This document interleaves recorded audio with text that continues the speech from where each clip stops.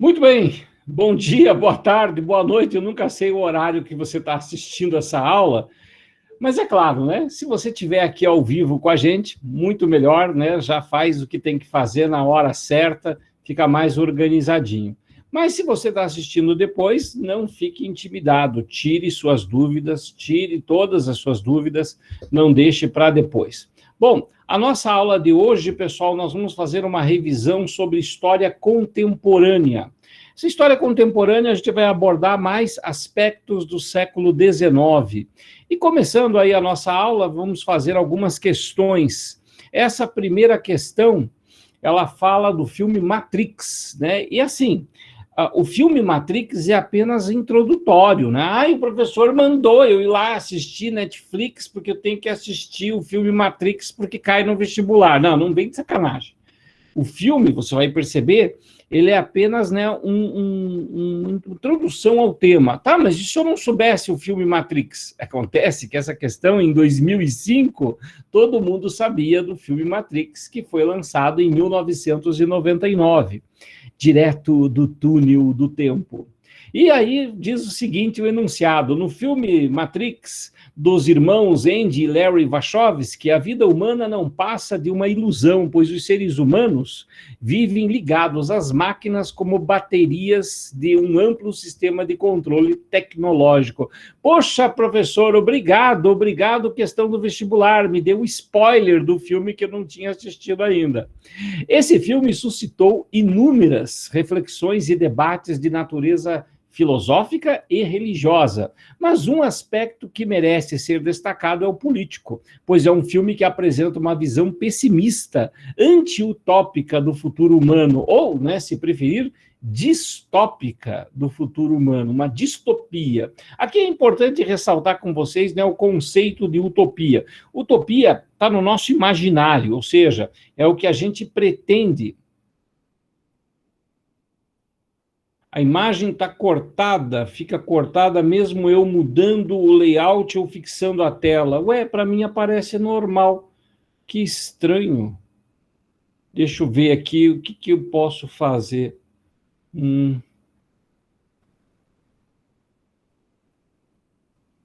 É só tirar o chat. É só tirar o chat aí. Ah, legal. Tá normal para vocês? É só tirar o chat. É para mim também. Aparece cortada porque eu tô com o chat aberto. Ah, beleza.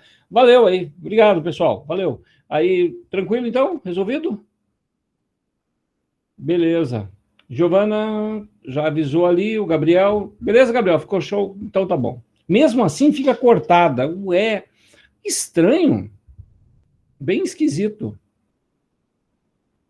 É alguma coisa na configuração aí. Eu estou aqui com widescreen, né? Que é 16:9, para ficar maior.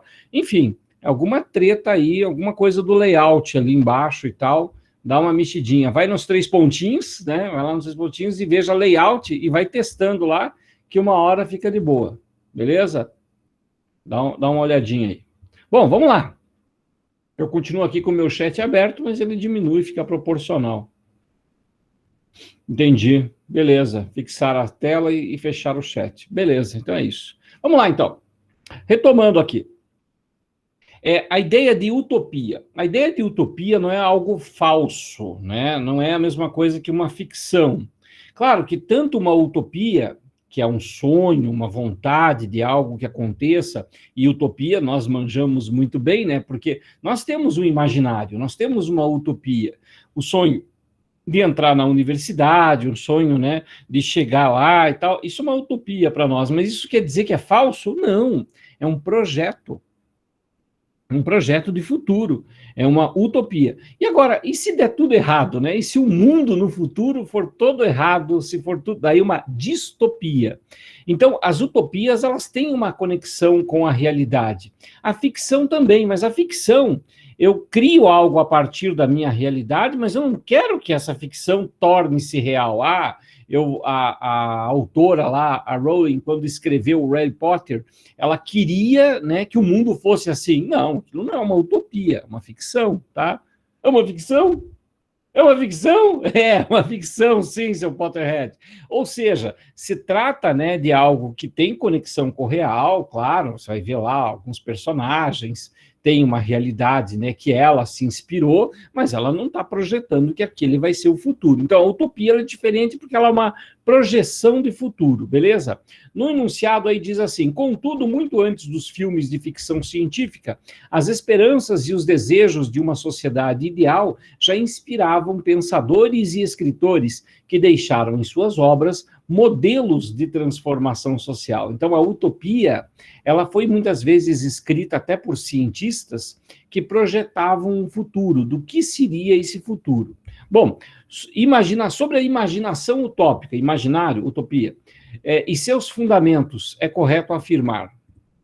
Letra A. Durante o século XIX, multiplicaram-se as utopias de caráter socialista-comunista, como as de Owen, Saint-Simon e Fourier, enfatizando a transformação das condições materiais da sociedade.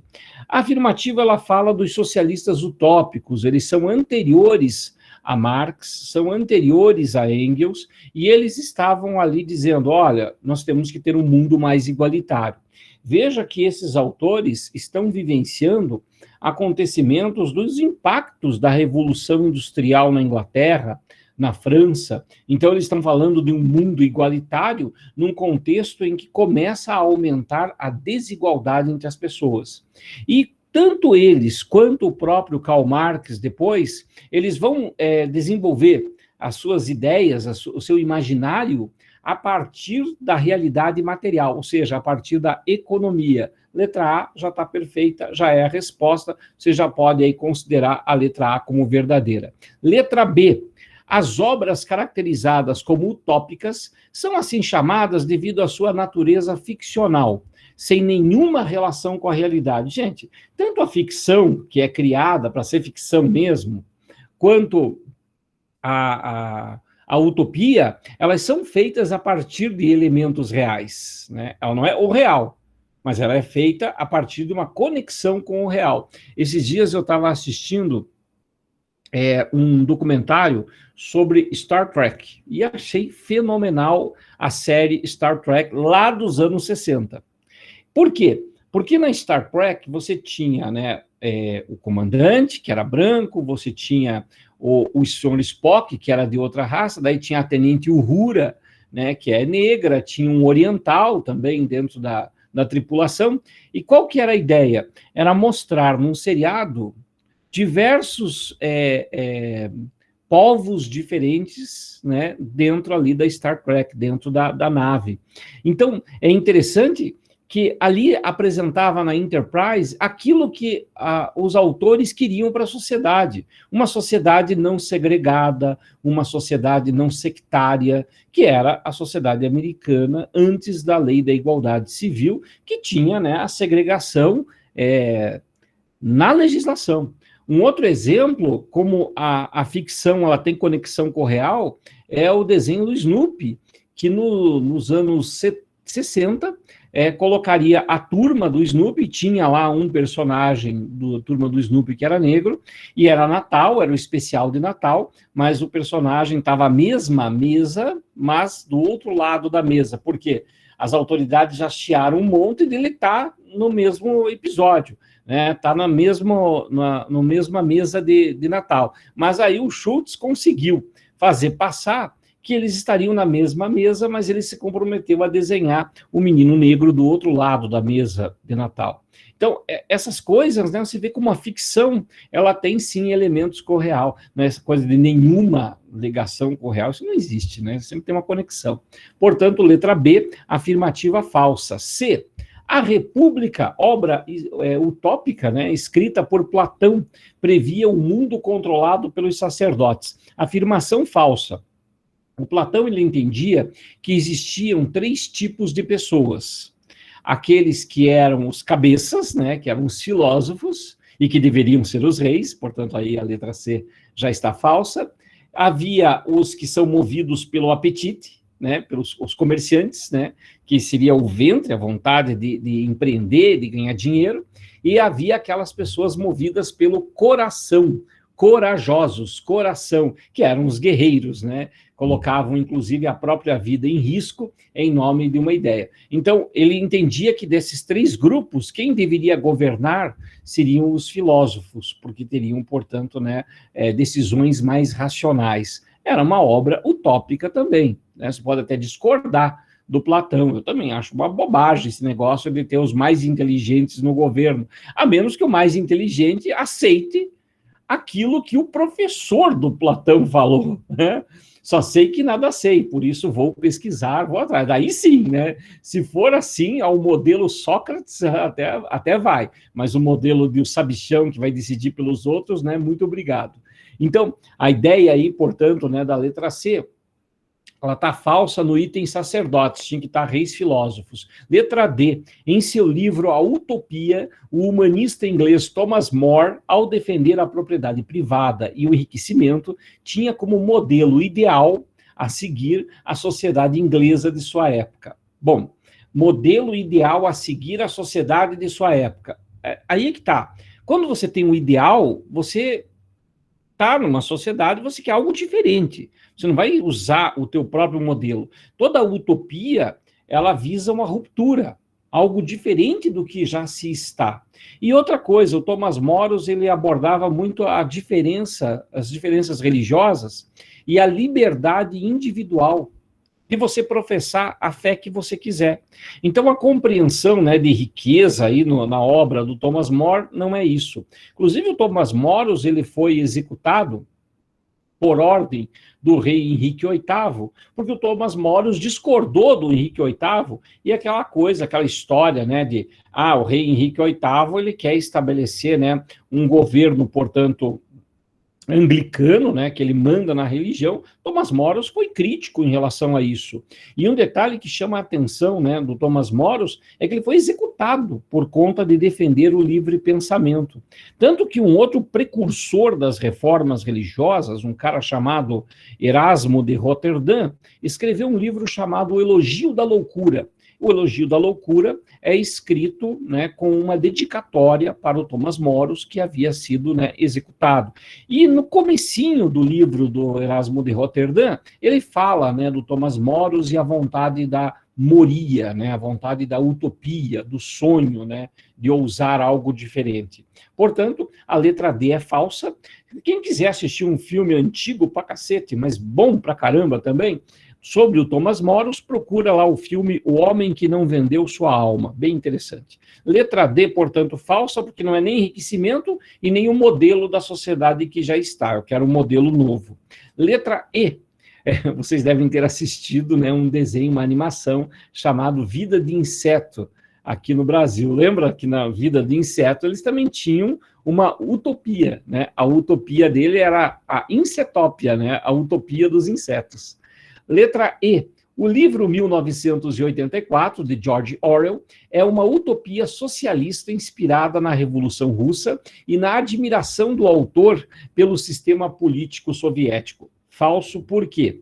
Porque lá no livro 1984, ele criticava diretamente, né, a sociedade do futuro tecnológico, que era uma sociedade toda vigiada, né, toda controlada pelo sistema de câmeras e tal, e tinha o Big Brother. Provavelmente, quando fala de socialismo e George Orwell, ele é crítico ao socialismo, mas numa outra obra, A Revolução dos Bichos, né, que é um livro que virou filme, em que os porcos fazem uma revolução na fazenda, e logo os porcos começam a alterar as leis para seguir as próprias regras que eles achavam melhor para eles mesmos, né? Então, a crítica ao socialismo e não a defesa do socialismo, letra E, resposta, portanto, aí falsa, e ficamos lá no comecinho mesmo com a letra A, que a gente já leu. Beleza? Seguindo adiante, pessoal. Essa questão é interessante sobre o uso da palavra primavera, né? O uso da palavra primavera. Primavera significa saída do inverno, saída da escuridão, é essa a compreensão da palavra primavera. Diz o enunciado, a respeito dos sentidos, né, que o termo primavera adquiriu na história política dos últimos séculos, identifique as afirmativas a seguir como verdadeiras ou falsas. Primeira lacuna, diz o seguinte: o uso do termo primavera no século XIX designou movimentos sociais que ocorreram em várias partes da Europa em 1848. É a Primavera dos Povos, de fato, né? Que foi um monte de movimento social de caráter político, de caráter utópico também, teve eventos nacionalistas, né? Então, uma quantidade enorme de revoltas que aconteceram a partir de 1848, que ficaram conhecidas como Primavera dos Povos, a partir de reivindicações liberais, ou seja, anti-absolutistas, nacionalistas, democráticas e socialistas. Não significa que todos os movimentos foram todas essas características, né? Um era mais liberal, que, ou seja, era anti-absolutista, outro era democrático, ou seja, queria a maior participação do povo no processo decisório, outro era nacionalista, para se livrar do controle estrangeiro numa parte do território, muito marcante isso na Itália e na Alemanha, que passavam pelo processo de unificação. Tem ali, né, por exemplo, os movimentos nacionalistas no território da Itália e da Alemanha e reações contrárias à restauração monárquica na França após o Congresso de Viena. Primeira lacuna, afirmativa verdadeira, beleza. Próxima lacuna. A Primavera dos Povos e a Primavera de Praga têm em comum o fato de serem revoluções em larga escala, que implantaram, respectivamente, o socialismo utópico e o socialismo real nos seus países de origem. Bom, está dizendo, né, que tanto a Primavera dos Povos quanto a Primavera de Praga eram socialistas. Se na primeira lacuna a Primavera dos Povos ela é diversificada, então ela já não é só socialista. Mas e essa Primavera de Praga? O que é, professor? Praga era a capital da Tchecoslováquia. Hoje, né, não existe mais Tchecoslováquia, existe Chequia e Eslováquia. Até um tempo atrás era Tcheca, né, República Tcheca, agora é Chequia, né, alteraram o nome. E aí nós temos, né, a implementação do socialismo na Tchecoslováquia, depois da Segunda Guerra Mundial. Durante a Segunda Guerra Mundial, a Tchecoslováquia teve um governo fantoche, um governo nazista, e aí quando vem, né, a vitória soviética no leste europeu, a União Soviética implementa o socialismo na Tchecoslováquia, e é importante ressaltar que naquele momento o socialismo na Tchecoslováquia, ele é a liberdade, ele é um movimento libertário, porque ele é contra os nazistas, mas é claro, né, o socialismo soviético na Tchecoslováquia começa a reprimir os movimentos sociais, começa a se impor de forma autoritária. Em 1968, um governante da Tchecoslováquia, que era socialista, Alexander Dubček, ele promove uma série de reformas e ele propõe fazer um socialismo com liberdade, ou seja, que haveria ainda uma economia socialista, né, dividindo, portanto, os recursos, né, econômicos entre as pessoas, recursos naturais, recursos de infraestrutura, entre as pessoas, e que haveria nessa sociedade, portanto, né, socialismo, mas com liberdade, sem repressão, sem censura, sem a questão autoritária. O Alexander Dubček, ele inaugura a tal da Primavera de Praga, né, uma saída dessa escuridão, né, até porque o Alexander Dubček, ele era socialista, mas ele concordava que os crimes cometidos contra as pessoas na época do stalinismo nunca mais poderia acontecer. Porém, as tropas comandadas por Moscou, as tropas do Pacto de Varsóvia, ocuparam Praga e encerraram essa experiência socialista com liberdade. Portanto, aí a lacuna ela fica falsa, né? Porque a Primavera de Praga ela não quer implementar o socialismo. Ela já tem o socialismo, ela quer democratizar esse socialismo.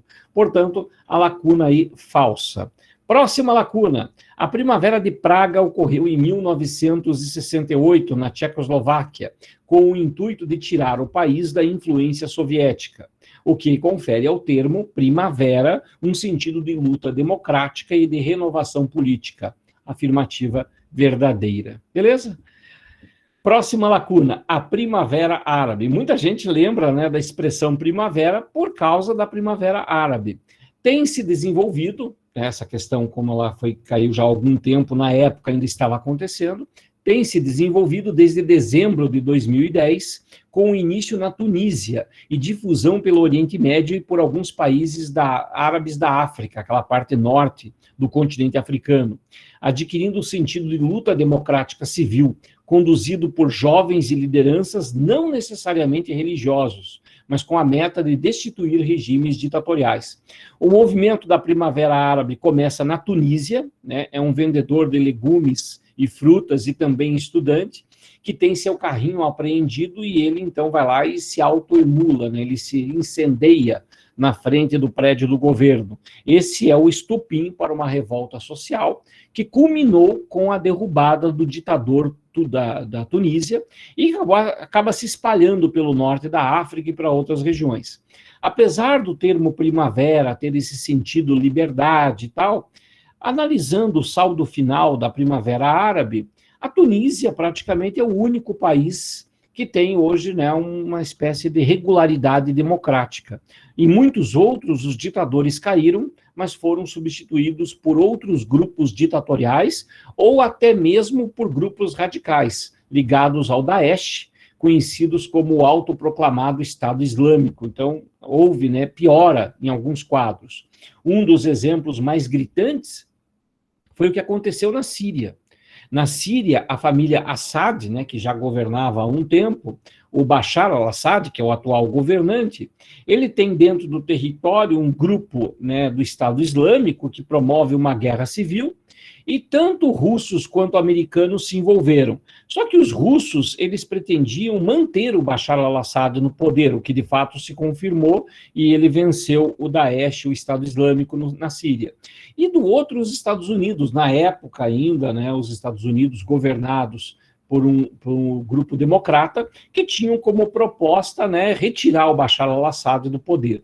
Né? Então, um partido democrata nem sempre é associado com aquela ideia de pacifismo e tal. Isso é um pouco de besteira da nossa cabeça, achar que um partido americano republicano é um armamentista e o outro é mais pacifista. Não, os dois são. Os dois são armamentistas e fizeram intervenções. Eu diria até que o Partido Democrático, nos últimos anos, teve mais intervenções militares nos últimos 10 anos do que propriamente a administração republicana. Mas, enfim, né, porque os democratas também estavam mais no poder com o Barack Obama. Mas vamos lá. Esse contexto de Primavera Árabe, ele tem, naquele momento, aquele sentido de saída do governo obscuro, de saída da tirania. Afirmativa verdadeira. Seguindo adiante, próxima questão. O lema dos bolcheviques, a partir de abril de 1917. Bom, você sabe que nós temos, né, a Primeira Guerra Mundial, iniciada em 1914. Existem muitas tentativas de interpretar, de compreender a Primeira Guerra Mundial.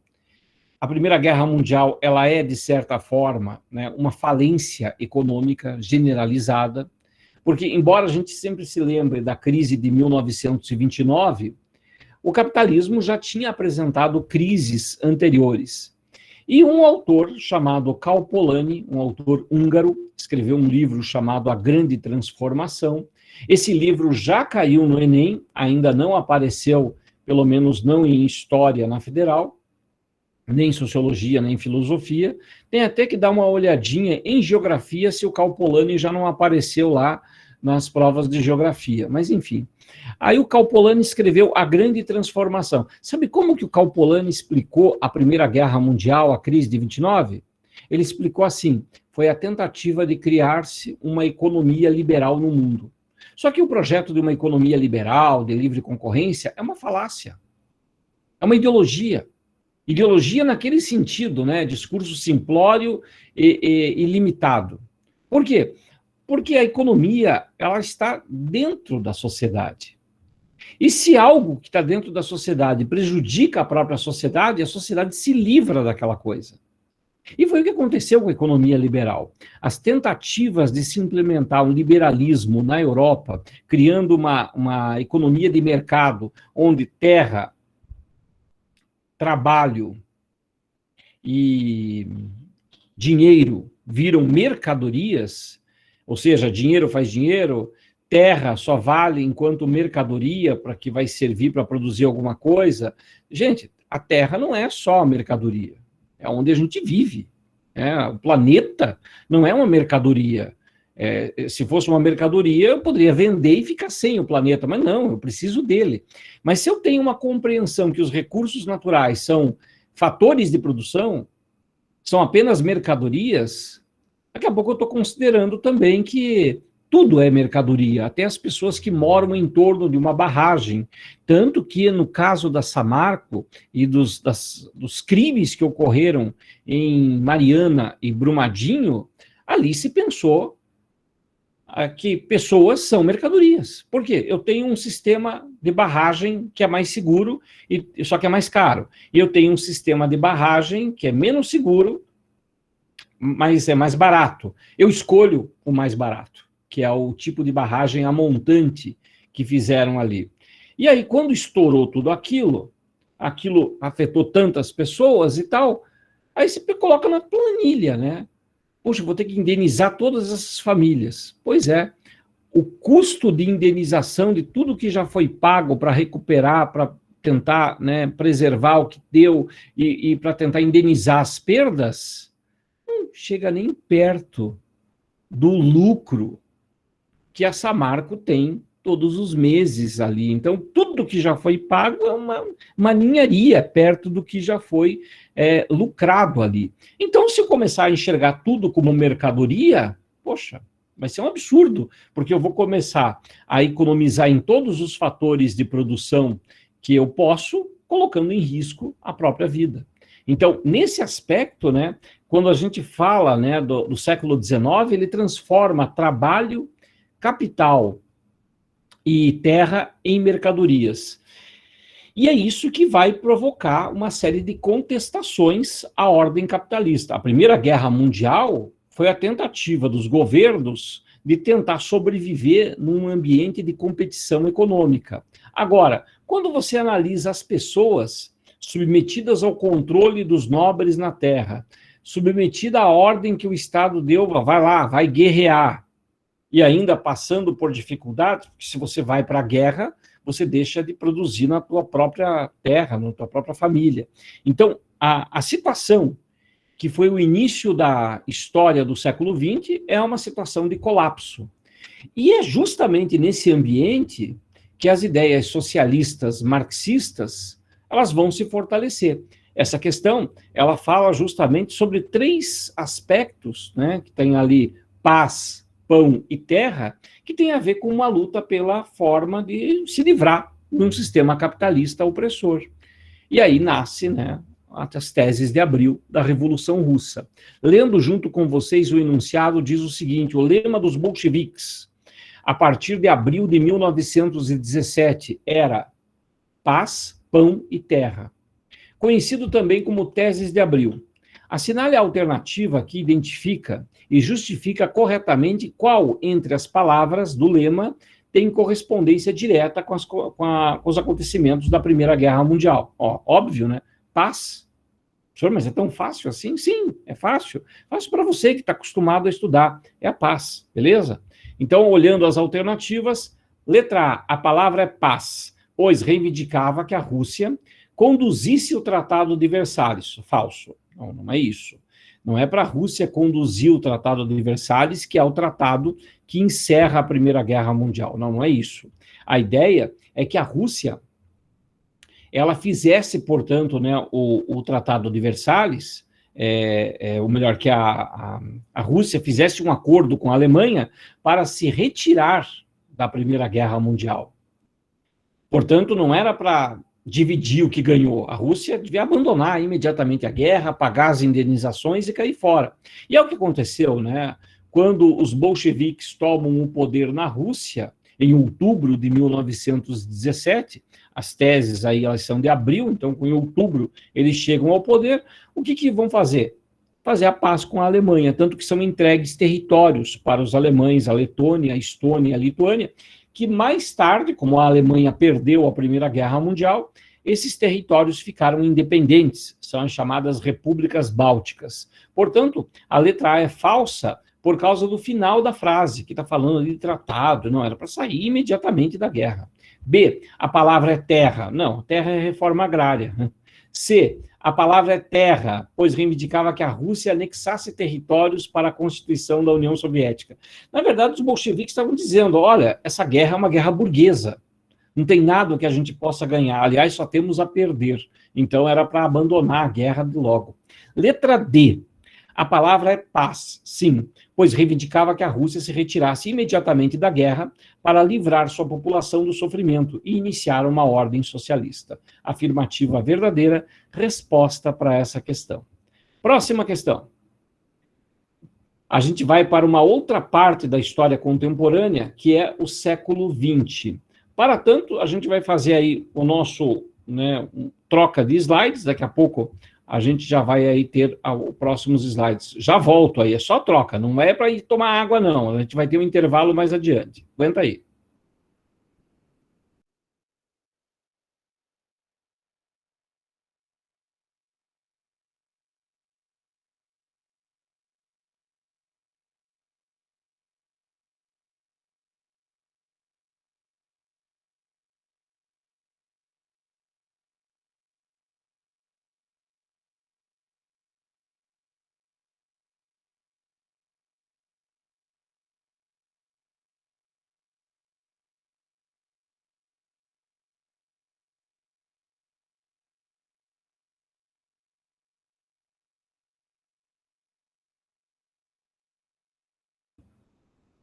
Aí estamos de volta. Aí, revisão contemporânea 2. Essa segunda parte, pessoal, nós vamos falar sobre o século XX. E no século XX existem outros temas, importantes aí. Deixa eu ver só se é certinha aqui. É essa mesma. Aí nós temos, questões que envolvem, principalmente, por volta da Segunda Guerra Mundial, até mais ou menos aí os anos 50. Então, anos 30, 40, 50, a partir de agora. O que aconteceu, na história da Europa, na história do mundo, após a Revolução Russa? Então, a gente tem a Primeira Guerra Mundial, 14 a 18. Durante a Primeira Guerra Mundial, vem a Revolução Russa, que retira a Rússia da guerra e vai ter lá a experiência do socialismo real. E durante esse contexto, nós temos os Estados Unidos como grande potência emergente da Primeira Guerra Mundial, a Rússia vivendo um projeto paralelo, que é um projeto de socialismo, e nós temos também a Alemanha se reconstruindo, e na década de 30, a implementação do nazismo e uma política expansionista, territorial expansionista na Alemanha. Esse é o cenário, É claro que os eventos da crise de 1929 aceleraram algumas coisas. Por exemplo, o fato da Alemanha ter um governo autoritário nazista tem muito a ver com o colapso da crise econômica. Outro fator importante foi a questão da crise de 1929 ter afetado muito os Estados Unidos, e ter modificado até os paradigmas de produção. Muita gente pensou, poxa vida, um Estado liberal, de livre concorrência, não dá.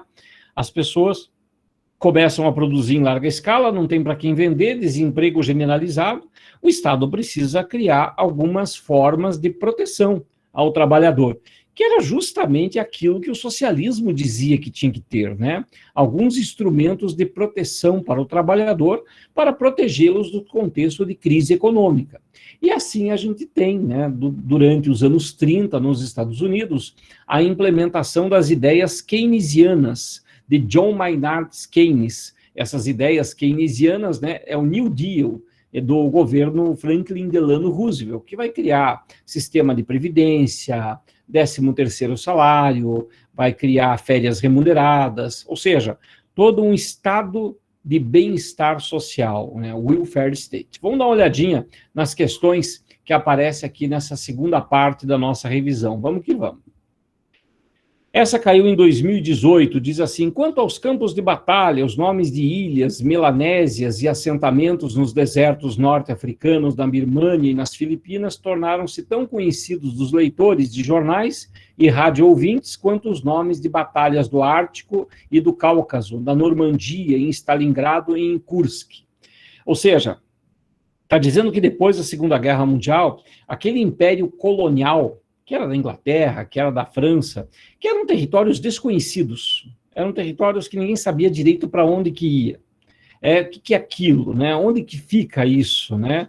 Ele começa a ocupar espaços nos noticiários. Por quê?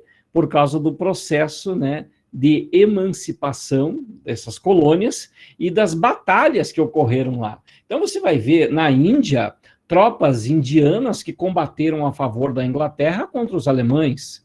Na África, muitos povos africanos que eram súditos da coroa britânica, lutaram contra os nazistas. Então você vai ter um ambiente, né, em que várias partes do mundo que sequer eram mencionadas viraram, de alguma forma, palco da Segunda Guerra Mundial e depois dos processos de emancipação.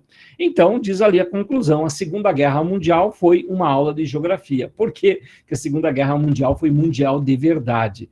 Eu vou aqui sair aqui, eu estou na frente, né, do slide, do animal, né, deixa eu ficar pequenininho aqui para você poder ler a questão inteira. Vamos lá. Um dos principais acontecimentos do século XX, a Segunda Guerra Mundial, foi interpretada no texto como uma aula de geografia porque, letra A, teve-se ciência, né, conhecimento de lugares outrora ignorados. Interpretação do texto bem facinho, né? B, foram modificadas fronteiras e relações interestatais. Sim, isso aconteceu, mas o sentido que o autor quis dar no texto, ele diz, áreas que eram desconhecidas ficaram conhecidas. Então, letra A. C, utilizaram mapas estratégicos, os exércitos nela envolvidos. Isso já acontecia, mapa estratégico de uma guerra é o básico, então isso já existia. D, tratou-se de um acontecimento que afetou a economia global, claro que afetou, mas não é isso que está no texto. E E, tornou o continente europeu o centro das relações internacionais. Eu diria que não, né? Que a Segunda Guerra Mundial ela vai transformar o mundo numa ordem bipolar, né? Essa ordem polarizada é entre União Soviética e Estados Unidos. Resposta, portanto, para essa questão, letra A. Marcou aí, beleza, é isso aí. Seguindo adiante. Próxima questão.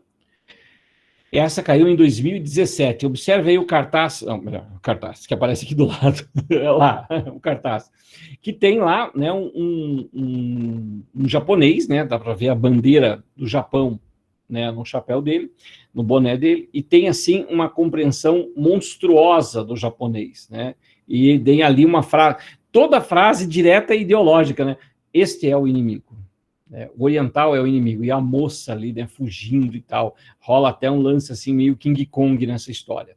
Produzido e divulgado nos Estados Unidos durante a Segunda Guerra Mundial, o cartaz tinha o objetivo político de, letra A, promover o término do conflito? Não. Justificar o extermínio dos judeus? Difundir o sentimento xenofóbico? Aí está querendo que você conheça um conceito, que é a xenofobia. É a aversão aos estrangeiros, né? Porque quando você arranja o inimigo, você consegue fortalecer a nacionalidade. Letra C responde a questão. Reforçar o revanchismo dos derrotados. Esse cartaz, ele está escrito em inglês, ele não é para o japonês ler isso daí, é para o cidadão americano entender quem é o inimigo. Portanto, letra D não é para provocar os outros, né? É para você fortalecer internamente a tua propaganda pró-guerra.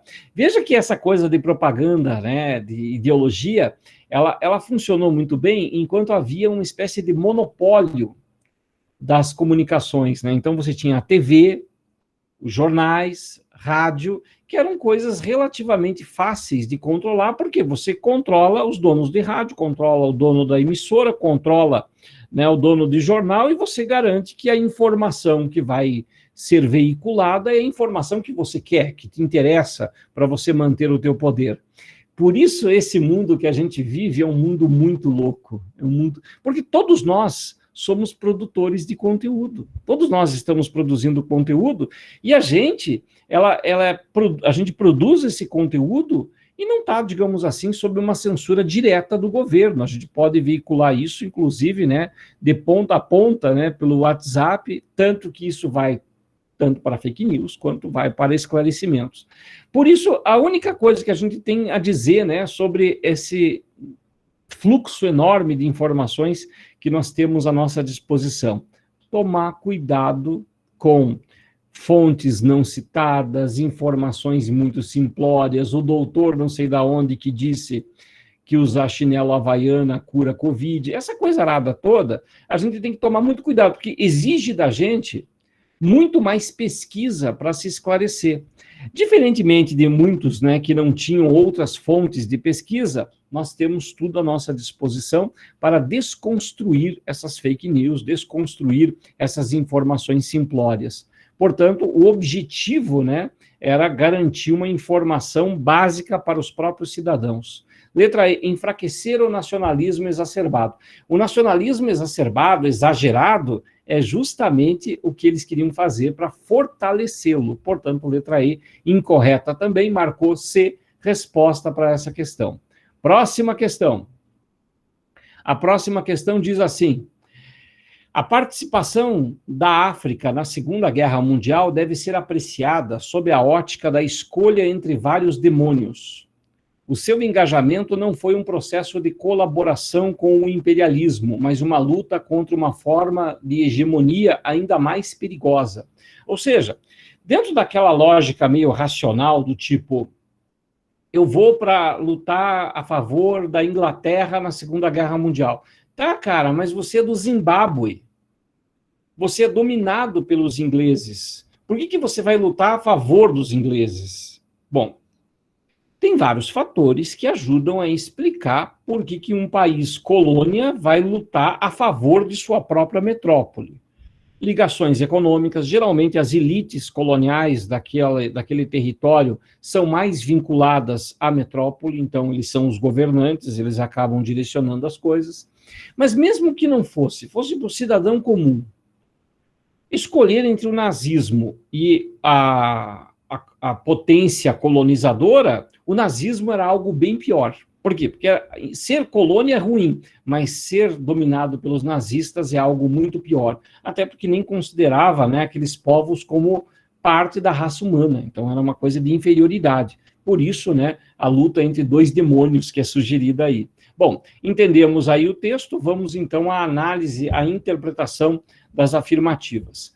Para o autor, a forma de hegemonia e uma de suas características que explicam o engajamento dos africanos no processo analisado foram, letra A, comunismo e rejeição da democracia liberal, capitalismo, devastação do ambiente natural, fascismo, que era o nazismo, e adoção do determinismo biológico, ou seja, se havia, né, algo a lutar contra a potência colonizadora, era aquela coisa da potência colonizadora dizer, olha, nós vamos aqui ajudar você a se tornar um país desenvolvido. Que esse era o discurso, né, de que você, povo inferior, né, você tem que chegar à luz da civilização, por isso receba bem a França, receba bem a Inglaterra. Isso é melhor ou menos pior do que você ser dominado pelos nazistas, que vão dizer que você é inferior e que nunca vai deixar de ser inferior, que é o determinismo biológico. Então, as ideias, né, em confronto, fascismo, Segunda Guerra Mundial, e o imperialismo do determinismo biológico. Então, dois demônios. Letra C responde bem. A D fala de socialismo, nada a ver, né? E E, colonialismo e imposição da missão civilizatória. Aí que tem uma coisa interessante, né? Na letra E, não fala, né, dos dois demônios. A letra E é o mesmo demônio, né? É o colonialismo que fala que tem uma missão civilizatória. Enquanto que na letra C, você fala do principal inimigo, né, que era o inimigo dos ingleses, dos franceses, que são os nazistas. Então, a forma de hegemonia pior era você ser comandado pelo fascismo do que ser comandado por uma metrópole. Beleza? Marcou letra C, resposta da questão. Vamos para a próxima. Cabe mais uma. Essa caiu em 2012, bem interessante, né? Com sua entrada no universo dos gibis, o capitão chegaria para apaziguar a agonia, o autoritarismo militar e combater a tirania. Claro que em tempos de guerra, um gibi de um herói com uma bandeira americana no peito, aplicando um sopapo no Führer, só poderia ganhar destaque e o sucesso não demoraria muito a chegar. Aí, portanto, né, a capa da revista do Capitão América, né, ele lutando contra o nazismo. A capa da primeira edição norte-americana da revista do Capitão América demonstra sua associação com a participação dos Estados Unidos na luta contra, letra A Tríplice Aliança da Primeira Guerra Mundial, não, o eixo. B, os regimes totalitários na Segunda Guerra Mundial. Facinho assim, professor? Facinho assim. E tem muita gente que se perde nisso. Até porque o Capitão América ele foi utilizado ao longo da história na luta contra outros inimigos. Tem o Capitão América contra os soviéticos, por exemplo, né? Então, nessa capa de revista, contra o eixo. Marcou letra B, resposta da questão. A C, o poder soviético durante a Guerra Fria, falso. D, o movimento comunista na Guerra do Vietnã. Foi usado, mas não está na capa. E o terrorismo internacional após 11 de setembro de 2001. Os filmes exploram muito isso, né? De um aspecto do terrorismo internacional, os Vingadores têm muito disso, mas é uma versão mais atualizada. Então, a origem do Capitão América lá na época da Segunda Guerra Mundial. Marcou letra B, resposta para essa questão. Beleza? Moçada, a gente vai fazer aquele nosso intervalo, né? Beleza. Eu vou, inclusive, deixar gravando, só vou aqui fechar a tela e voltamos aí em 15 minutinhos, tá? Às 11 horas nós voltamos para a continuidade da nossa aula, isso se o Google Meet não cair de volta, beleza? Então, boa água, bom café, já voltamos aí. Dúvidas, estamos aqui, você pode escrever no chat, eu vou respondendo para vocês. Até logo, pessoal.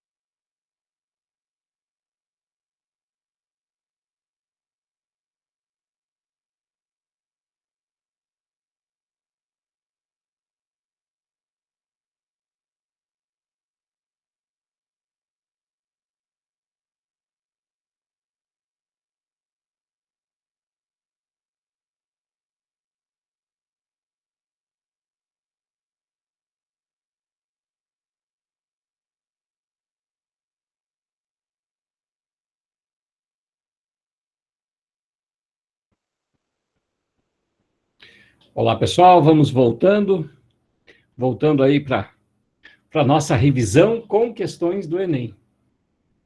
Falta um minutinho, a gente já começa oficialmente, já está gravando, não precisa você colocar a tua turma de volta, né? Só você que está quase dormindo aí, acorde, faz favor.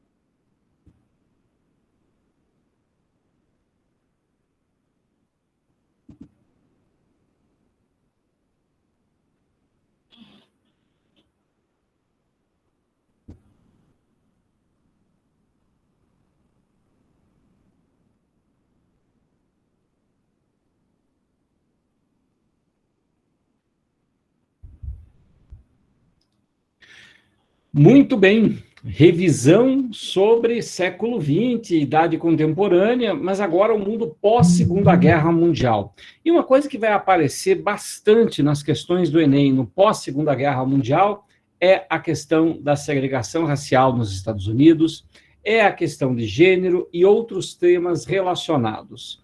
Aí você está vendo no slide, junto comigo, um ônibus, né? Esse ônibus era um ônibus em Montgomery, né, no estado do Alabama, nos Estados Unidos. E abaixo você vê a foto daquela que foi, talvez, né, uma das pioneiras do ativismo, né, no século XX, uma trabalhadora que é a Rosa Parks. Ao fundo, você tem ali o Martin Luther King. Vamos contar o que aconteceu aí nesse episódio. Bom, a Rosa Parks, ela estava voltando, né, ela pagou a passagem de ônibus, isso era 1955, ela pagou a passagem de ônibus, ela sentou no ônibus, e os ônibus no Alabama, eles tinham uma segregação de assentos, né? Então, até uma parte do ônibus, né, era assentos para negros, e outra parte, assento para brancos.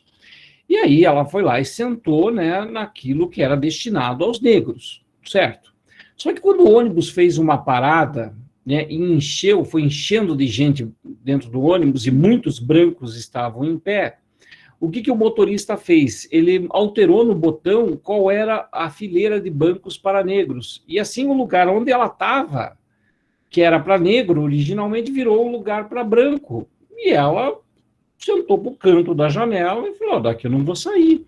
Aí veio o motorista e falou, você não viu que você tem que sair daí? Ela falou, eu vi, mas eu não vou sair, porque aqui é um lugar para negro, eu sentei. Quando eu sentei aqui, era um lugar para negro.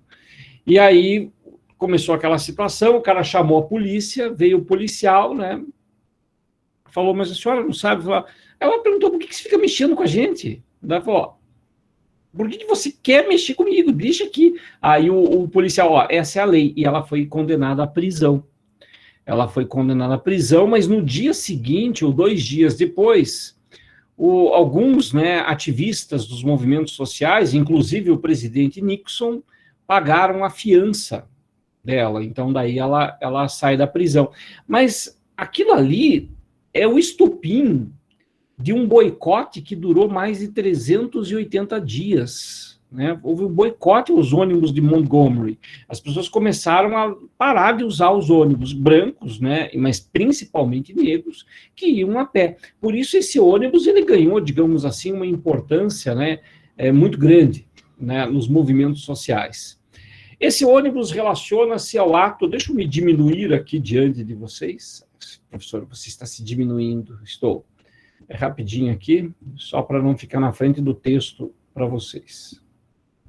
Tem aí. Esse ônibus relaciona-se ao ato praticado em 1955 por Rosa Parks, apresentado em fotografia ao lado de Martin Luther King. O veículo alcançou o estatuto de obra museológica por simbolizar, letra A, o impacto do medo da corrida armamentista, nada a ver, né? B, democratização do acesso à escola pública, não tem a ver com acesso à escola pública. C, preconceito de gênero no transporte coletivo. Será que seria essa? Vamos pensar, ela foi discriminada por ser mulher ou por ser negra? Por ser negra, professor. Então já não é gênero. Né? Não que uma mulher negra não fosse mais discriminada do que um homem negro. sem dúvida, mas a questão ali em jogo é por ser negra. Então, letra C, informação falsa. D, deflagração do movimento por igualdade civil. Sim, sim, é justamente a atitude da Rosa Parks que vai fazer explodir nos Estados Unidos os movimentos sociais. Letra D responde à questão, marcou relativamente tranquila, né? Só tem que tomar cuidado com aquele lance ali do gênero. Ela não foi discriminada por ser mulher, tá? Próxima questão. Veja como cai esse assunto, né, da questão dos estereótipos, né? Como isso aparece muito. Bem poderia ser uma questão de sociologia também, né? Não precisa ser necessariamente uma questão de história. Aqui tem um cartaz, né, dizendo: ela seria adorável se não fosse doentia. É uma propaganda de tônico para a saúde da mulher. O anúncio publicitário da década de 1940 reforça os seguintes estereótipos atribuídos historicamente a uma suposta natureza feminina, né, de que a mulher, né, ela tem uma natureza, né, mais propícia a doenças e, portanto, a mulher, ela tem que seria para ser belíssima, né? Veja o estereótipo também, né, de feminilidade que aparece no cartaz, né, extremamente magra e tal, né, mas doentia. Então, ela seria adorável se não fosse doente. Letra A, pudor inato e instinto maternal. B, fragilidade física e necessidade de aceitação. Isolamento social e procura de autoconhecimento. Essa letra C não tem nada a ver, né? D, dependência econômica e desejo de ostentação. E, mentalidade fútil e conduta hedonista. As letras A, B, D e E, todas elas tratam de coisas atribuídas, né, supostamente atribuídas às mulheres, né? Não estou dizendo que elas são assim, né? Por favor, né? Elas estão sendo vistas naquela época dessa maneira. Mas o cartaz é que você tem que interpretar. Você não tem que lembrar, ah, não, as mulheres eram vistas como de mentalidade fútil e conduta hedonista. Tá, eram, mas não é isso que está no cartaz. No cartaz, você está associando a questão da fragilidade física, né, de uma suposta propensão a doenças, que as mulheres teriam mais do que os homens, né, a ideia de sexo frágil, é o sexo frágil, e a outra coisa é de que, para ela ser aceita socialmente, para ela ser adorável, né, quer dizer, não é, eu não me adoro, eu tenho que ser adorável pelos outros, né, para eu ser adorável, eu tenho que ser, portanto, né, saudável. Então, tá aí, portanto, né, a noção, letra B, resposta para essa questão. Próxima questão diz assim: Frantz Fanon publicou pela primeira vez, em 1952, seu estudo sobre o colonialismo e racismo, pele negra, máscaras brancas, ao dizer que para o negro há somente um destino, e que esse destino é branco. Fanon revelou que as aspirações de muitos povos colonizados foram formadas pelo pensamento colonial predominante. Então, ele está dizendo, né, que na África as pessoas eram muito ligadas à ideia de que a cultura branca equivale. Isso lá na década de 50, beleza? Antes de eu ler o segundo texto com vocês, eu vi que vocês escreveram os comentários, deixa eu dar uma lida, porque tem umas coisas importantes aí para a gente. Vamos lá.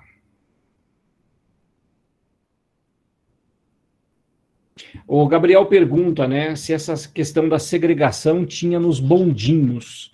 Olha, Gabriel, aqui no Brasil não tinha essa lei de segregação dos bondes. E lá nos Estados Unidos, né, dos lugares onde tinha bondes, né, bondinhos, alguns lugares tinha também. Em São Francisco, não, que São Francisco, digamos assim, é um pouco mais progressista e tal. Mas antigamente, né, quando em Nova York ainda tinha bonde, tinha também lei de segregação racial. Mas como isso aí já era anos 50, aí já, o pessoal já estava utilizando o ônibus, né?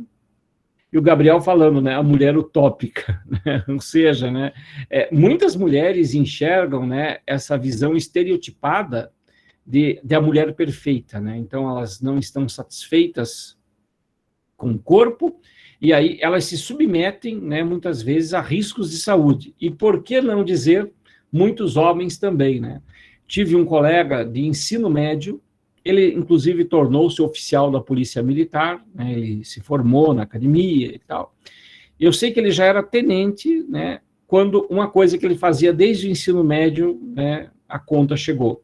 Ele tomava anabolizantes, né, então ele era muito forte, ele era grande e tal, ele fazia bastante musculação e tal, então ele teve, né, do ensino médio até mais ou menos uns 35 anos, né, um determinado comportamento, em nome, né, de uma aparência. Porque ali a questão, né, do condicionamento físico não era o que estava em jogo, e sim músculos, né, aumentar a massa muscular. E ele faleceu com 35 anos, né, ele era tenente da Polícia Militar. Ou seja, não é só uma questão feminina, né, mas é uma questão masculina, de você submeter-se a uma série de sacrifícios ou comportamentos arriscados em nome de uma determinada estética. Então, de certa forma, é uma utopia, às vezes perseguida pelas pessoas. Um estereótipo. Né? Lembrando, né, que a utopia ela é um sonho de um modelo de vida melhor, e não de uma aparência física, mas de um modelo de vida melhor, de uma reorganização social. Então, o conceito utópico seria mais de coletividade, enquanto que a questão ali é muito mais, assim, uma visão, né, de estereótipo mesmo. Bom, seguindo adiante, pessoal, mais alguma coisa vocês colocam aí, depois eu posso fazer a leitura com vocês dos comentários. Quando tiver alguma coisa bem a ver, eu já consigo ver na hora, eu já coloco na própria explicação sem interrupções. Texto 1, portanto, né, um livro aí de 52, né, dizendo, né, que havia um sonho dos africanos de serem brancos. O que ele está falando aí? Ah, o cara era um jovem lá na África, tinha condições, ia estudar na Europa. Ele ia estudar na metrópole colonizadora. O indivíduo, ele era do mundo colonial, ele que tinha o sonho de participar daquele mundo da metrópole. Então, é isso que está sendo constatado aí. Então, era como se os negros, eles acabassem aceitando, né, de que eles precisavam a todos aqueles recursos do mundo europeu para deixarem de serem africanos. Né? Então, havia uma desvalorização cultural. Texto 2. Mesmo que não queiramos cobrar desses estabelecimentos, salões de beleza, uma eficácia política nos moldes tradicionais da militância, uma vez que são estabelecimentos comerciais e não entidades do movimento negro, o fato é que, ao se autodenominarem étnicos e se apregoarem como divulgadores de uma autoimagem positiva do negro em uma sociedade racista, os salões se colocam no cerne de uma luta política e ideológica. Então, aqui está apresentando uma outra situação, que é a seguinte. Surgiram os salões de beleza étnicos, ou seja, que a mulher negra, o homem negro, ele vai ter lá para fazer o cabelo, né, conforme, né, a etnia, ou seja, a pessoa é negra, vamos fazer aqui um cabelo, portanto, que tem a ver com a identidade do negro, não vamos alisar cabelo. Né, nós vamos justamente realçar esses traços culturais. E assim, por mais que o salão de beleza seja um empreendimento comercial, como diz o texto, ele se insere numa luta política, porque mudou, né? Em vez de eu querer ser branco, me comportar como branco, vestir-me como branco, eu quero agora valorizar os traços culturais da minha etnicidade, da minha etnia. Os textos apresentam uma mudança relevante na constituição identitária frente à discriminação racial. No Brasil, o desdobramento dessa mudança revela, letra A valorização dos traços culturais, tá boa, né? Vamos ver as outras. B, utilização da resistência violenta, não tem nada a ver. C, fortalecimento da organização partidária, não tem nada a ver com o texto. Né? Tá dizendo, os salões de beleza, eles até se inserem num lugar político, mas eles não são um centro de luta política, é um estabelecimento comercial. Então a letra C é falsa. D, enfraquecimento dos vínculos comunitários, não tem nada a ver. Ah, mas o fato das pessoas valorizarem o cabelo, o estilo afro, isso fortalece a comunidade. É você que está supondo isso.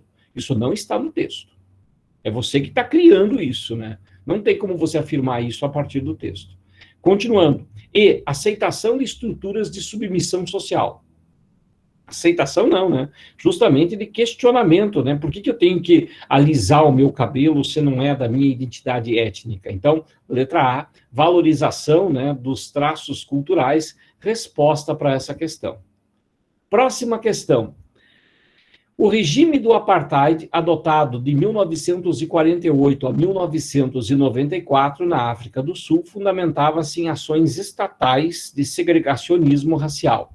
Na imagem, fuzileiros navais fazem valer a lei do passe, que regulamentava. O que era isso? Os negros trabalhavam para os brancos. Então, para o negro entrar no bairro do branco, ele precisava estar autorizado para isso. Então, tinha a lei do passe, e entrou, vai ter que sair. Portanto, era justamente para não deixar a livre circulação de pessoas acontecer. Portanto, de pessoas negras, né, obviamente. O que isso revela? A concentração fundiária? Não, isso é concentração de terras, é fazendeiro. Não, assim, pode ter isso na época do apartheid? Com certeza tem, né? Com certeza tem. Mas é isso que a foto mostra? Não. B, boicote econômico proibindo os negros de consumir produtos ingleses sem resistência armada, também nada a ver, né? C, sincretismo religioso, também foge, né, do escopo da foto e do texto. D, controle sobre a movimentação, desautorizando os negros a transitar em determinadas áreas das cidades.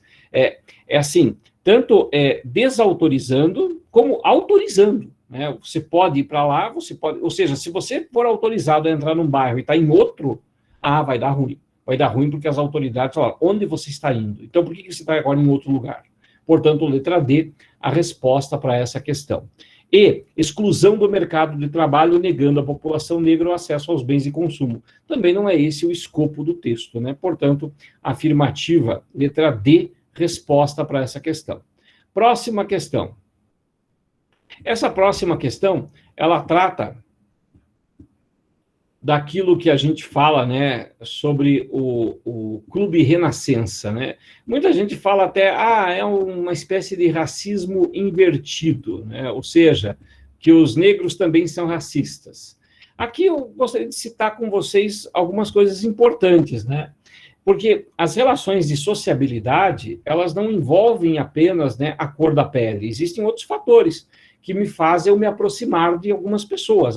Eu vou me aproximar de alguns professores que são muito mais meus amigos do que outros que são mais colegas. E por que eu estabeleço certos vínculos com algumas pessoas? Porque ou eu tenho uma vivência maior com eles, ou eu tenho uma afinidade ideológica, né, socioeconômica com essas pessoas. Então, me diga com quem você anda, né, que eu vou te dizer se eu vou com você ou não, se tem a ver ou não, né? Então, na hora do rolê, né, quem são os que são mais próximos, né, que eu possuo uma identidade maior, uma afinidade maior, né? Então, isso é notório e não tem nada de errado dizer que você não gosta da outra pessoa, não é isso. É que você tem afinidade com um certo grupo. E isso pode ser por ideias, por condição econômica, por etnia, tem vários fatores que podem contribuir para isso. Aqui, esse texto, ele fala justamente disso, né? Vamos lá. Flor da negritude. Nascido numa casa antiga, pequena, com grande quintal arborizado, localizada no subúrbio de Lins de Vasconcelos, o Renascença Clube foi fundado por 29 sócios, todos negros. Buscava se instaurar, por meio do Renascença, um campo de relações em que os filhos de famílias negras bem-sucedidas pudessem encontrar pessoas consideradas do mesmo nível social e cultural, para fins de amizade ou casamento. Os homens usavam trajes obrigatoriamente formais, flores na lapela, às vezes de summer ou até de fraque. As mulheres se vestiam com muitas sedas, cetins e rendas, não esquecendo luvas e chapéus. Ou seja, você tem aí, né, um segmento de negros, né, que bem-sucedidos, querem um espaço de sociabilidade com gente do mesmo nível socioeconômico e cultural que eles. Então, é um racismo invertido? Não, não é. Mas é reconhecer que as pessoas, quando se relacionam, elas têm objetivos nas suas relações sociais. É Weber, né? Ela tem um objetivo nessas relações sociais. Por que eu construo relações sociais com um determinado grupo e não com outro, né? E aqui vem um conceito que a Angela Davis, uma ativista norte-americana, escreveu no livro Raça, Mulher e Classe, em que ela diz, não é só uma questão, né, de cor de pele. Existem vários fatores discriminatórios na cultura americana. E ela falou, ser mulher, trabalhadora braçal e negra, você fecha os 3 principais círculos de discriminação que existe na cultura norte-americana. Então, era bem importante você compreender, e isso dá para trazer para o Brasil com o Clube Renascença, que, o homem negro também, sim, ele está sendo racista com os outros, ele está segregando os outros, ele não vai permitir a entrada de uma família pobre? Sim, ele não vai permitir. Então, ele está sendo racista? Não. Não é o racismo que está gritando aí. É a questão da diferença econômica que está gritando aí. Tanto que esses mesmos, né, homens negros não se sentem à vontade, mesmo sendo bem-sucedidos, num clube de brancos. Então, eles reproduzem, né, um espaço de sociabilidade para eles, e que exclui, de certa forma, os pobres, sendo negros ou brancos. Né? Então, olha o raciocínio, né, que aparece aí, como realmente, né, se você conseguir completar, né, as 3 condições, você vai ser muito mais discriminada do que os outros. Mulher, trabalhadora braçal, ou seja, significa que não estudou, né, ou que não teve oportunidades por diversas razões, e negra. Né? Essa é a estrutura racista. Por isso que quando alguém fala assim, a Magalu resolveu fazer uma abertura de vagas de emprego somente para mulheres. Isso é racismo? Não. Isso é preconceito de gênero contra o homem? Não. Por quê? Porque nas estatísticas brasileiras a gente vê uma diferença entre homens e mulheres. E o senhor tinha que ser igual? Tinha que ser até mais para as mulheres. Por quê? Porque analisando a organização familiar que tem nas famílias brasileiras, mais da metade das famílias brasileiras são monoparentais. Ou seja, só tem o pai ou só tem a mãe. E dessas, a esmagadora maioria é de mulheres. Então, analisando isso, as mulheres não deviam estar a menos no mercado de trabalho, deviam até estar a mais, porque são elas que mais cuidam das famílias, que mais cuidam dos filhos. Por quê? Porque pai e mãe se separam e tal, e muitas vezes o pai nem contribui, é um pai totalmente ausente. Como a gente não tem como medir qual é o nível de ausência de um pai, de uma família, mas sabemos que a mãe que está tratando do cotidiano, não ter uma situação equilibrada já é um absurdo, né? Não estamos nem falando em mais participação, igual participação. A diferença de homens e mulheres no mercado de trabalho, inclusive nos últimos anos, aumentou, mas nunca foi mais mulheres do que homens. E aqui, eu não estou falando do trabalho, qualquer trabalho, estou falando do emprego formal. Do trabalho, nós sabemos que todos estão trabalhando, afinal, estão sobrevivendo, né? Então, está todo mundo trabalhando. Mas dos empregos formalizados, né? Aqueles com carteira assinada, com registro e com direitos trabalhistas, beleza? Então, essa é uma situação real, assim, do que a gente tem que entender. Analisando as alternativas aí que aparece, né, no texto, diz o seguinte, letra A inexistência associativa que levou a elite negra a imitar os clubes brancos. B, isolamento da comunidade destacada que ignorava a democracia racial brasileira. C, interesse de um grupo de negros na afirmação social para se livrar do preconceito. D, existência de uma elite negra imune ao preconceito pela posição social que ocupava. E E, criação de um racismo invertido que impedia a presença de pessoas brancas nesses clubes. Claro que a turma da loucura vai lá correndo marcar a letra E. Falsa, falsa. O que você tem ali, né?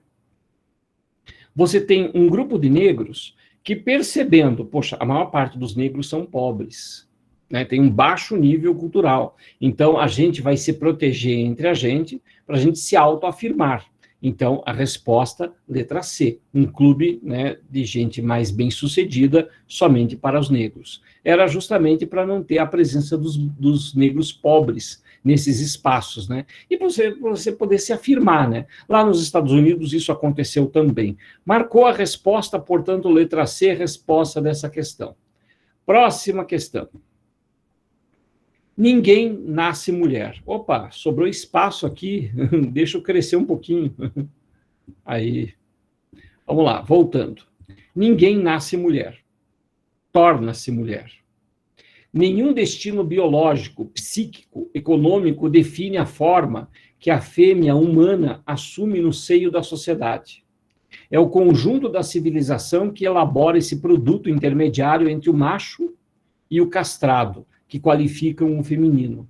É o livro da Simone de Beauvoir, O Segundo Sexo, e esse livro, ele diz, olha, você dizer que existe uma propensão natural da mulher para determinadas atividades, você está negando a própria historicidade cultural. Ou seja, existem culturas que vão dizer, não, você pode fazer, você pode trabalhar, isso aqui você pode fazer também. A vaga é para homens e mulheres. Só que é o seguinte, os avaliadores, né, antigamente, e muitos até hoje, eles olhavam, né, a candidata e o candidato de formas diferentes. E não sei se vocês sabem, eu já trabalhei com direção de escola, já fui chefe, vamos dizer assim, né? Já fui chefe e tal, e vi já certas formas de pensar extremamente discriminatórias. E dizer assim, esse cara aqui, vamos mandar embora? Não, ele é pai de família. Ou seja, o cara, o fato de ser pai de família, o qualificava para manter-se no emprego, mesmo sendo ele um dos candidatos a ser demitido por baixo desempenho, uma série de coisas. E quando era mulher, falava, ela é mãe, puxa vida, vai atrapalhar, porque toda hora o filho vai precisar dela, ela vai faltar. Ou seja, olha que raciocínio tosco, né? Num país em que a maior parte das famílias monoparentais são de mulheres, né, trabalhando, né, são mães, o raciocínio é invertido, né? O pai não pode ser mandado embora porque ele é pai, e a mulher tem que ser mandada embora porque ela é mãe, né? Porque ela vai atrapalhar. Veja como o raciocínio ele é frio, né? Ele é pensado de forma econômica, né? Num raciocínio assim. E isso não foi em uma, duas, três empresas, né? Já vi essa forma de pensar em muitas maneiras. E quando a gente questiona isso, é óbvio, né, que a gente questiona, sendo de humanas, é no mínimo que a gente tem que fazer, não que seja exclusivo da gente, é dizer, mas peraí, por que esse ambiente só tem homem? Né? Por que isso aqui, né, é a realidade? Por que não pode ser diferente? Não, é porque mulher não está muito acostumada. Claro, a gente não dá oportunidade, nunca vai acostumar. Né? Isso talvez seja extremamente gritante, né, nas equipes de pré-vestibular, não só em Curitiba, mas no país inteiro, uma predominância masculina. Não se engane, não, tá? Não é uma questão de biologia, não. É uma questão de dinheiro. Quais são os segmentos, né, econômicos mais rentáveis do magistério? Pré-vestibular e graduação. Aí você olha na pré-escola, no primeiro a quarta, no ensino fundamental, a presença de mulheres trabalhando é muito maior. Então, não é uma questão biológica, é uma questão econômica. Né, de quem se apropria mais dos recursos. Bom, lemos aí, portanto, o nosso texto, o nosso enunciado, e vamos agora para a análise das afirmativas. Diz assim a primeira afirmação, o enunciado, melhor dizendo. Na década de 60, a proposição de Simone de Beauvoir contribuiu para estruturar um movimento social que teve como marca letra A, ação do poder judiciário para criminalizar a violência sexual. B, pressão do poder legislativo para impedir a dupla jornada de trabalho. Então, está dizendo que a proposição de Simone de Beauvoir contribuiu para que o poder judiciário, né, criminalizasse a violência sexual, ou para as leis, os políticos, para impedir a dupla jornada de trabalho. Parece meio aleatório, né? Parece que não entrou no texto mesmo. C, organização de protestos públicos para garantir a igualdade de gênero. Olha só que interessante a igualdade de gênero. Por que está discutindo ali no texto? É exatamente isso. Que ninguém nasce mulher, assim como ninguém nasce homem, né, no sentido cultural. A gente vai construindo as características do que é ser mulher, do que é ser homem. Alguma coisa como menina usa rosa, menino usa azul. Ou isso é coisa de menino, isso é coisa de menina. Por que as escolas eram separadas antigamente? Eram separadas justamente para você definir, né, quais eram os espaços que cada um tinha que ocupar e como que cada um ia aprender. Eu sempre cito esse exemplo, eu acho ele um exemplo, né, marcante. Eu estava na quinta série E eu sabia que eu tinha na minha grade, né, educação para o trabalho, né? Eu tinha que estudar, né, educação para o trabalho. O que eu aprendia? Sobre três poderes, sobre imposto de renda, sobre contabilidade, como abrir um negócio, como calcular custos. Isso na quinta série, a gente fazia projetinhos em cima disso. E aí, a minha prima, que também estava na quinta série, ela estudava indústrias caseiras. Como costurar, como fazer bolo, como administrar as coisas da casa. Ou seja, você tinha uma educação direcionada para a questão, né, do gênero. Então, é claro que isso reproduzia certos estereótipos, né, certos padrões. E acredite, é muito difícil se livrar desses estereótipos, né, desses padrões, né, que são impositivos. Eu me lembro uma vez, acho que isso não tem nem uns 10 anos e tal, mas não que isso seja de Guaratuba, mas eu achei emblemático o comentário. Eu lembro que eu saí da escola e entrei no carro, que a minha esposa estava dirigindo. Entrei no carro e tal, e eu vi que a minha filha já estava na frente, ela já era suficientemente grande para estar ali, e eu entrei no banco de trás, não ia fazer a minha esposa ou a minha filha sair da frente, porque eu não, sentei atrás e fui com meu filho atrás. E aí um pai, né, comentou com um aluno meu, né, falou, nossa, o teu professor deixou a mulher dirigir o carro. Sim, até agradeço, né? Aí eu pensei, acho que é porque eu fui grosseiro e não me ofereci para dirigir o carro, foi isso? Não, é pelo fato dela dirigir. Não, uma coisa é você dizer, ó, você quer que eu dirija, né? Mas como eu estava indo para casa, a questão ali de algumas quadras, né? Imagine, o negócio é agilizar e sair da frente da escola. Mas aí você vê uma questão preconceituosa, né? E assim, claro que eu me ofereço para dirigir. Se quiser, se você não quiser, pode dirigir e tal, imagina, né? Não é uma questão de gênero, mas isso ainda existe na cabeça de muitas pessoas. Não vou dizer Guaratuba, porque foi só o pai daquele aluno que falou, mas isso é revelador de certos traços, né? Então, você que tem aquele tiozão, você que tem aquele tiozão que está lá no grupo do Zap, organizando agora para o final do ano o Natal na tua casa, muito legal, show de bola, vai encher de gente na tua casa, né? E você está vendo as pessoas, não deixe de colocar aqueles comentários malditos no grupo do Zap, para a família brigar logo e ninguém ir para tua casa fazer festa por aí, Covid Fest. Beleza? Vamos lá, vamos terminar aqui. Portanto, organização de protestos públicos para garantir a igualdade de gênero. Letra C, beleza. D, oposição de grupos religiosos.